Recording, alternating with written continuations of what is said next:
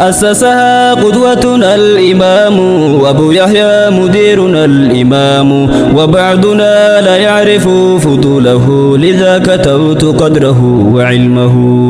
وبعدما رجع عن جامعة وقسسوا مدرسة المعروفة، شاركهم بتأسيس جماعة تقريبا 20 فهم أموات.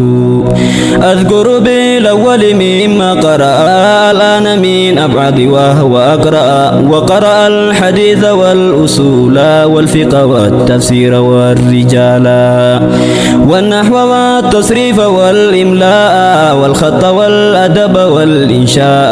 محرر فن الأرض النشيع عن الخليل ولد أحمد الشاعي. كذا محرر من البلاغة والمنطق المقبول والقافية وسيرة النبي والتاريخ، كذا اشتقاق تشره يا أخي. ومن بحار علماء البالي شيخنا الدكتور الغزالي، وكان ذا خليقة الجمال والصبر والنظام في الأحوال. انتفع الناس به غزيرا وكان فيهم علما مشهورا. تاريخه خثيرة لا تحصر لكن بقدر طاقتي أختصر. أما فهمت ذلك المدير وهو غزالي حقق التفسير، وكان من سيرته معلما مشايخا مرتبا منظما. لا سيما الأقوام والطلاب شارك بهم توافق الصواب. يعلم التفسير والعقيدة في المنهج الطائفة الحميدة. مفكر محقق مدقق مزخرف مفتش منمق، وفهمه مثل أبي الحدائق أعني به الحرري الفائق.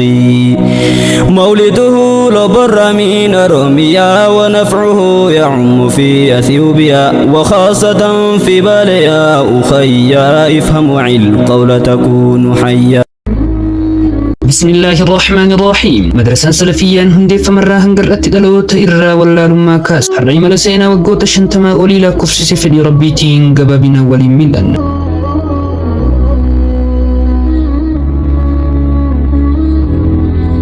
سينا كن سينا من برمسة دلوت إجاريت، سينا مدرسة توحيد بك علماء دعاتني دكتورني برسيسني في هوغنتني كماتمان إرى مدني. مدرسة سلفية مدرسة جلقباف دلوتا توحيدا كل أوميشو جلقبديدا مقالا روبي وانتي إبسي أكا إسيم متاباليتا تقولي مدرسة سلفية من تكو سينتي برتا أجتي براتو هندبدو ركو هدو أندمون حواسني روبي ولين تاني أصو هركن كنتين كيسو ميساني وفر دبرس أكا لافتي أكا أسهنغهن هوبا إتي أرب سمني إتي جبمني أري أمني سيأجيس نجرني إتي دادتو تورا قروشي كن يرو سنجرن ربي إساني إرتي أركتون وانساني جرمهم دا إرتي أبسون ورشاد دلوتا كان وقاشن تمدرو جلقباني هراسين غهن شنتما jechuun lakkoofsa kophee isaaniitii miti. Waggoota isaan dhaloota qabuuf hojii dhaloota ijaaruu jalqaban yoo lakkoofsatti deebisnuudha. Daragaa isaanii madaala gaarii irra kaahee jannata keessatti walitti nu haa qabu. Hundumti isaaniitu fakkeenya olii nuuf ta'an.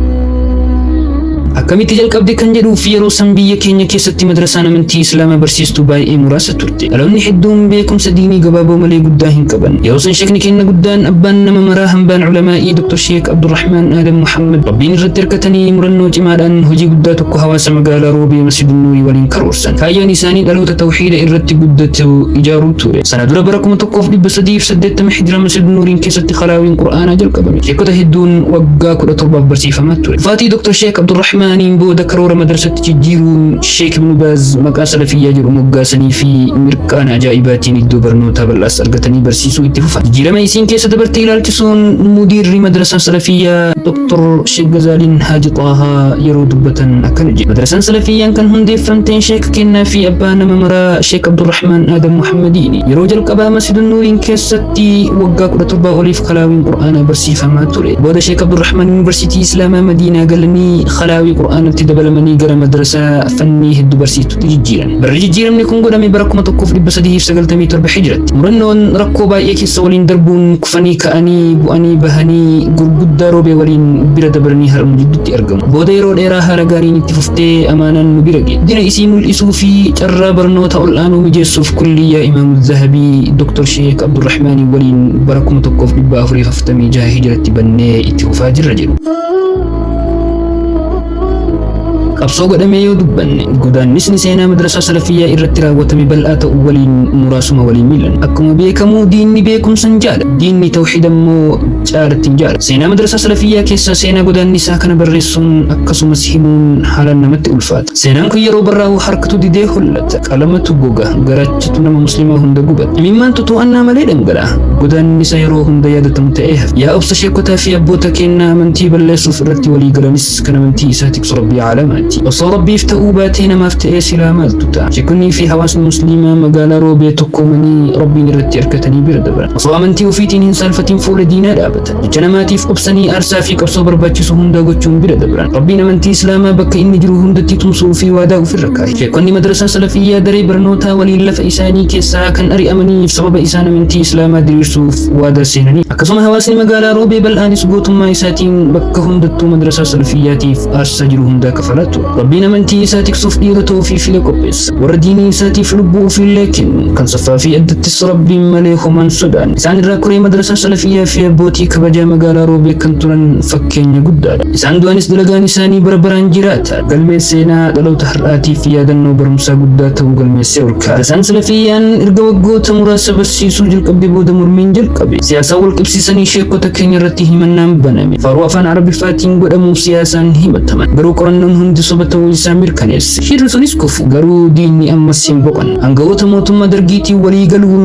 dareen barnootaa isaan irraa fudhatame. Bakki itti barsiisan dhabame. Furmaata barbaaduuf tattaaffiin hin godhamin hin jiru. Barsiisa amantii islaamaa balleessuuf walii galanis garuu sheekonni keenya daree barnootaa nurraa fudhatan jedhanii kaayyoo amantii islaamaa barsiisuu addaan hin kunne. Rabbii bal'oodha jechuun masjidaa fi muka jalatti qaraasisuu itti fufan. Waa'ee masjida seena qabeessaa fi rakkoowwan ture Dr. Sheek Abdurrahmaan akkana jechuun ibsan. Yeroo san haaluma sanii sheekota waliin jirru waliin muka dhaabatu irratti sabbuura fannisuun barattoota muka jalatti walitti qabnee barsiisaa turre. Rabbiin jannata keessatti walitti nu haa qabu. Isaan hunduu jaalala rabbiif jecha gara irraa wal jaalan. Muka tarree galee masjida dura dhaabatu akka daree barnootatti fayyadamaa. Gariin keenya ammoo masjida keessatti sabbuura fannifatee barsiisaa ture. Masjidni gabaabaan madrasaa salafiyyaa keessa jiru kun yeroo sanitti bakka waa hedduu nu bu'ee nu tajaajilaa. Yeroo salaataa itti sala. Yeroo roobni roobu ijoollee keessatti walitti qabna. Akka biiroottis kitaabaa fi wantoota barbaachisoo keessa kaa'an. Akkasuma darasoota nu biratti barattus achuma keessa bulchi. Gabaabinaan bakka dhaloonni itti oomishamudha. Hooggansi jijjiiramaa rabbiin isaan haa tiksu Sheek Gazaaliin masjida seena qabeessa kana bakka buusuuf maqaa Sheek Abdurrahiim Abubakariin jalqabame karoora bareedaan ijaaramaa jira. Achi boodas diinni hin boqanne. Masjida diiguuf karoorfatanii dhufan. Garuu rabbiin dhiirota ofii fileen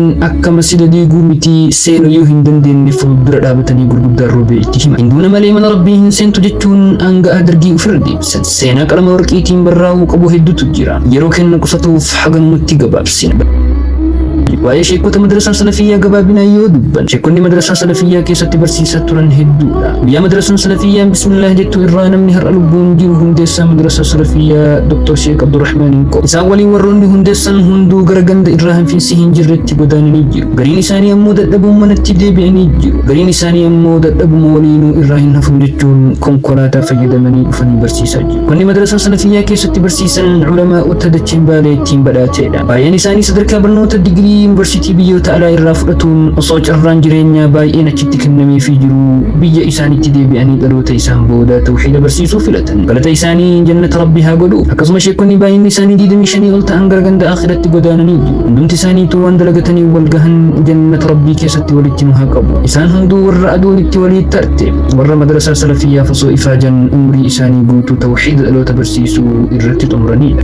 Hayyudiree hawaasaa ta'uun warroonni madrasaa salafiyyaa bira dhaabataa turan gabaabinaan yoo dubban. Hundeeffama madrasaa salafiyyaa irratti koree warri ture Haaji Aman Hasan, Haaji Abaadir Huseen, Haaji Adam Buusee fi Sheekh Yusuf Adam. Rabbiin hunduma isaanii caffee jannataa isaan haa qubsi. Yeroo hundeeffama madrasaa salafiyyaa irraa kaasanii hanga jiran tajaajila isii barbaachisu hundaan dhaabataa ture. Akkasuma qabeenyaa fi qaamaanis madrasaa salafiyyaa gargaaruu irraa duubatti hin deebi'e. Isaan malee gurguddaan roobee kan maqaan isaaniin kaafamin hedduun qabeenyaan humnaanii fi yaadaan madrasaa salafiyyaa tumsanii jiru. Rabbiin hunduma isaaniitu jannata keessatti walitti haa qabu.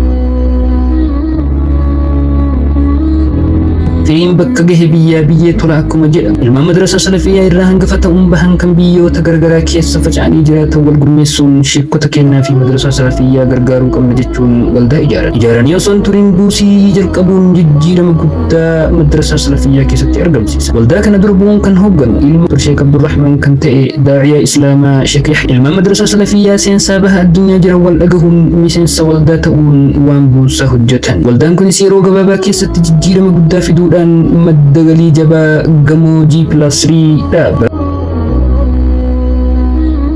boqonnaan haaraan akkam ture laal akkuma halkan booda bariin bahu rakkoon booda bal'inni jira. Madrasaan salafiyyaa waggoota dheeraa qormaataa fi hanqina keessa erga dabartee booda rabbiin bal'ina guddaa argamsiise. Sheek Abdurrahman Adam yeroo dheeraaf eenyutu amaanaa guddoo kana baata, eenyutu dhaloota kana fuulduratti geessa jechuun halkanii fi guyyaa rabbi kadhachaa turan. Erga waggoota hedduu barbaadanii rabbiin nama isaan barbaadan hiree. Isaanis Sheek Gazaalii Haaji Xaahaa ilma biyyaa fi nama beekumsaa fi ogummaan faayamedha. Uummannis jaalalaan isaan simatee amaanaa isaan fudhatan jaalate. Yeroo gabaabaa keessatti Dr. Sheek Gazaaliin koree waliin hiriiruun hojii jala. Itti gaafatamummaa guddaa kana hubatanii boqonnaa malee hojjechuu eega. Karoora haaraa baasuun jijjiirama gaarii fidan. Dr. Sheek Gazaaliin nama beekumsa, ogummaa hooggansaa fi mul'ata fagoo qabanidha. Amaanaa guddaa kana fudhachuuf hawaasa Islaamaa fi ulamaa'ota duratti waadaa galan. Hawaasaan waliin dalaguuf waamicha hawaasaa godhuun akka waliin hiriiruu qaban murteessanii waamicha taasisan. Erga hooggansi haaraan hojii jalqabee booda jijjiiramni gama hundaan mul'achuu jalqabe. Qulqullinni baruu barsiisuutis ol ka'e. Fedhii dhalootaa fi haala yeroo irratti hundaa'uun karoorri haaraan baafa. Kulliyaan Imaamu Zahabiis banamuun hawwii waggoota dheeraa dhugoome. Jijjiiramoota Dr. Sheek Gazaalii waliin dhufe keessaa kallattii barnootaa sadarkaa kollejjii irratti xifzii nazmii alfiyyaa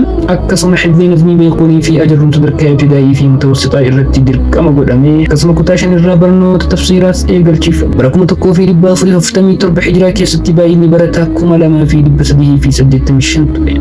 Akkasuma naamusa barumsaa eeguuf barattootaaf uffata miidhagaa yuunifoormii madrasaa salafiyyaa qopheessuun akka ajaa'ibaatti itti fufaa jiru. Sheekota madrasaa salafiyyaa barsiisan lakkoofsaan 34 ta'anii fi sheekota kulliyyaa barsiisan nama 5 waliin koree hojii raawwachiiftuu nama 8 fi mana marii nama 20 fi tajaajiltoota kallattii adda addaatiin nama 7 waliin haala ajaa'ibaatiin seektoroota isaanii waliin gara fuuldurattis deemaa jiru. Akka fakkeenyatti barsiisota mirqaana ajaa'ibaatiin barsiisuu yeroo 2 deebi'an kan lakkoofsi isaanii nama 6 ta'e keessaa Sheek Abdul Jawaad Muhammadii fi Sheek Zubayr Haaji Xaahaa kaasuun ni danda'ama. Akkasuma koreen madrasaa salafiyyaas jijjiirama argame kanaaf gahee leencaa qabu. Halkanii guyyaa itti yaaduun akka yeroo gabaabaa keessatti jijjiiramni guddaan kun dhufu godhan. Hundumti keessanuu galatoomaa jabaadhaa jijjiiramoota fiddan kana galmaan gaha. Dhaloonni dhufu kana caalaa isin irraa dhagahuu fi arguuf abdii qabu. Jijjiiramoonni isaan fidan hedduu ta'uu waliin kan arginu fi kan mul'atutti jiru kun gahaadha amma. Akkuma addunyaa irratti yaadan tokko ta'anii walitti qabamanii diinii tajaajilan bor jannata rabbii keessatti walitti haa qabu jechaanii wantoonni duraan jiru kan fooyya'aa irraa haala baruu barsiisuu keessatti kitaabanni hunduu argatuu danda'utti jijjiira. Akkasumas sadarkaa saayinawii keessatti barnoota afaan Ingiliffaa fi barnoota kompiitaraa dabaluun haala gaariin baratamaa jira. Namoota daree ta'anii baratuu hin dandeenye intisaabaan akka fageenyarraa baratan laaffifamee. Namoota ilmii qaban garuu kan waraqaa ragaa hin qabnes gara madrasaa salafiyyaa fiduun akka isaan qormaatamanii waraqaa ragaa fudhatan godha. Markaza hawwataa cimsuun torbee leenjii fi barnoonni walitti dhaabatan dubartii magaalaa Ruubeetii akka kennamu godha. Masjida guddaa Nuurii fi masjida Hamzaa keessattis barnoota tafsiira Qur'aanaa, aqiidaa fi fiqhii jiraattota magaalaa Ruubeetiif mijeeffamee galgala sagantaa dhaabbatan barsiisa. Jijjiiramoota karaa diinagdeetiin dhufe keessaa akka madda galiitti kan qophaa'e. Madrasaa salafiyyaa keessatti kuusaa guddaa ijaaruun diinagdeef oolee jira. Karaa koree hojii raawwachiiftuu madrasaa salafiyyaatiin xumuramee hojiif saaqamee jira. Masjida madrasaa salafiyyaa seena qabeessa kana haaromsuuf jijjiiramoota argame keessaa guddaa yeroo ta'u, akka sheeka kenna guddaa faqiiha Zaahida Sheek Abdurrahiim Abuubakarii fi yaadannoo ta'uuf maqaa isaaniitiin moggaafamee bu'uura xumuruun hojjetamaa jira. Karoorri masjida kanaa gara fuulduratti gubbaan isaa galma hawaasa muslimaa fi halqaa ilmii fannii hunda qabdu keessatti barsiisuuf. Kuni hundi ifaajee Dr. Sheek Gazaaliin karoorsanii koree isaanii waliin itti deemaa jiranidha. Karoora galma gahuuf akka rabbi godhu rabbirraa kajeella. Akkasuma xumura barnoota 1446 hijiraa irratti sagantaa guddaa galma irratti barattoonni kutaa 6, 9 fi 12 bakka hawaasnii fi maatiin barattoota argamanitti godhuun madrasaa salafiyyaa daran akka mul'atu godhuun seenaan guddaan dalagamee ture. Sagantaa miidhagoo fi seena qabeessa ta'an hedduu karaa barattoota guyyaa san eebbifamaniitiin qophaa'ee ture. Sagantaalee qophaa'ee irraa hooggansa jijjiirama yeroo ibsitu barattuun kutaa 6 jechoota akka daa'imaa mi'aayaniin walaloon dhiyeessite. مدير جيرما يو بروفيتني إسان شيخ غزالي سينو بيكتن برتوتا تيمسون كنا مرساني بدي برتاتس تسكبين سيرني دكتور ديني تي برشيخ غزاليني برسيسا تفسيرا فقهي كنتان إلى في دبرتي سير الدباسني برسيسو تجران هندا يا ربي نفدير سياتي أمري ساني جيرما هدو ترقم إساني أمس كان دابت سبب إساني كل الجيم برنوتا كان إيقل تساني جيرا برنوتا أمس كتاب بني واحد كبيرسون برتا جمساني ورفا قوجه منتصب قرني حال مجيساني فأكبرتني أما شهادة اللي كنسان فويساني بفئباتي نس كنسان قبيساني برتا براتي فكين جرني كم برتا تموها مليه هرني يو أتركتس كان سكسون ميسان فولما إفاني نقلتو هندن دين نقلت إساني يا ربي دبري فعل برن علميني يا ربي نفتكسي بيا في حلقني مركز حفظ القرآن جيلين قرآن ربي قم كيست باتنس مدرسة سلفية كيست كرمون وقال ما نسر رائد مركز حفظ القرآن مدرسة سلفية كيست بركم توقف دبافو يفسق الحجرة هم ديف طلعوا تهدوا قرآن حفظي سيبيا في بيا قمات شجرة يرو حافظني قرآن باينهن قبل هنقفتهن قرآن حفظني مدرسة سلفية إرابهني إمامتهن حواس مسلمة تجاجرات أكثم أبويا هرآس إربه قنس جيرا ما دكتور شيخ غزالين دفني ومرسالا مفاف برتو تباين نساني سجدت ما قلت أن وقال ما كيست قرآن جزء صد ما حفظي سيت مرسي سجرة محفظتوني قرآن كبجما حفظي سن ورط دندت قرآن في موت أن وقوت الإيرا كبنيوت إسان شيخ محمود محمدي في شيخ عبد المالك حسيني كبجا قدت إساني في الملك كلام ربي يكبو اتبرسيس أشار قد كهني جلو كاين قداه كان سجير ماتين أرقمي كيسا مركز حفظي جولي شمراس وقال فراج القبي حال أجائباتي كبي إسا برباتي سهند تمرون بركتو تسمة فكرة الرجل جولي كيسا قرآنا دينجي قرآن حفظي سوف قرى مدرسة سلفية في دون جرى كان سامنا مدرسة سلفية من برمسا قفامتي سينا كين كبجا كين بقورة دلوتا كينات جولي كينات تهابسي فندو عيدان برها رابن الروان نتي هجن بردلوني دالا كأبوتين كين نوبسنين برانقهن نتسألو تأتيانو فدالا غاريها دبسي مدرسة سلفية هنگ ربي لفكر دالوتي فإسلاما تاتي أكتف ربين هابو نقبابنا سينا مدرسة سلفية في تجير ما أرقم إرتي هنداون كان بيعتين وانبل الآن أكهفا بيكما فلربيتين سينا دعوة سينا حواس بلا توحيدا سينا دلو تكيست تجير موتر في ركولي سنة غرغراتين أرقمي كمبل إنان كباواجي فولدرتي كتابا كان اسم دربهو تغمانو ما نصنتمرين يا أبنيا إسلام نمو دلقما إسات دبتما فول التاجر تامي أتهو مالكي دبتما السلام عليكم ورحمة الله وبركاته.